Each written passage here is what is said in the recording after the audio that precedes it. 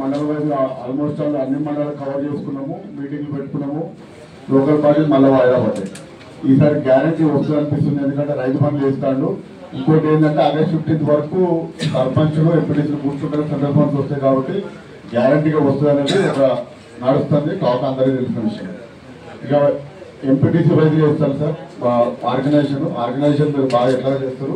ఇంకోటి నా సూచన ఏంటంటే మన పార్టీ నాయకులందరికీ జనాలు ఓట్లు వేయడానికి వాళ్ళ మీద కోపంగా రెడీగా ఉండదు.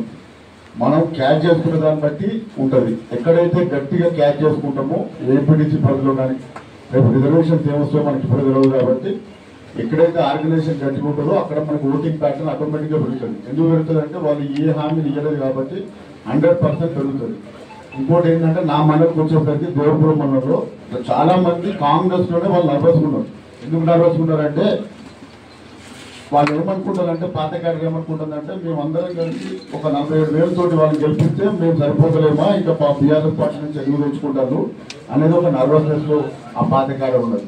ఈ ఎంపీటీసీ టికెట్లలో కూడా చాలా మందికి ఒకరికి వచ్చి ఒకరు రాకపోవడం ఉంటుంది. మనం ప్రతిపక్షం ఉన్నాం కాబట్టి కొద్దిగా ఉన్న కాడికి 10 మంది ఉన్న గట్టిగా పనిచేసుకుంటే 100% ఓట్లు వేయడానికి రెడీ ఉంటుంది. ఎందుకంటే ఇందిరా మహిళ విషయంలో ఇచ్చిన వాళ్ళు కూడా సగం మంది ముప్పు వస్తారు. ఎందుకంటే రైతు బంధే సరిగ్గా వేస్తలేడు, రుణమాఫీ సరిగ్గా చేయలేదు, పెన్షన్లు సరిగ్గా చేయలేడు, 5 లక్షలు ఇస్తారన్న కన్ఫ్యూజన్ వాళ్ళకు ఉన్నది.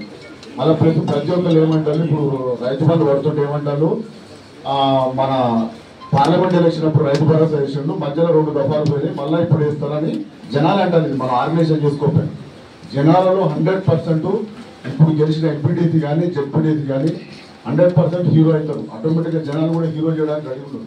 కాకపోతే మనము ఎక్కడో ఇక మనం గెలిచి ఏం చేస్తాం అనుకుంటే ఇక మన జీవితంలో రాజకీయాలు చేయలేము. మంచి అవకాశం ఏమొచ్చిందంటే 18 నెలలో ప్రభుత్వం మీద వ్యతిరేకత ఒకటి అంశం అయితే దయాకర్రావు గారి మీద కూడా సానుకూలత వచ్చింది. ఇది ఎట్లా వచ్చిందంటే దయాకర్రావు గారు ఫోన్ చేస్తే కనీసం హాస్పిటల్ ఫోన్ చేసి చెప్పేది, స్పందించేది, వచ్చేటోడు, మందలిచ్చేటోడు అని ఏం చేయడంతో చేసిండు. ఇంకోటి ఏంటంటే 18 నెలల నుంచి కొబ్బరికాయలు అన్ని ఊళ్ళలో కొట్టింది. మా మండలంలో ఒకటే రోజు 13 కొబ్బరికాయలు కొట్టింది.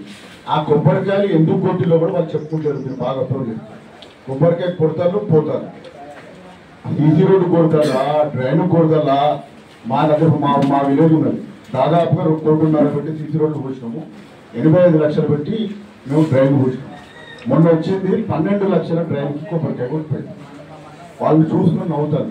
మా సర్పంచ్ గారు, మా ఎంపీటీసీ గారు గ్రామ పంచాయతీ నుంచి కూడా 12 లక్షలకి కొబ్బరికాయ కొట్టారు. ఒక ఎమ్మెల్యే వచ్చి 12 లక్షలు కొట్టిపోయిందని చెప్పి ఊర్లో టాక్ నడుస్తుంది అన్నమాట.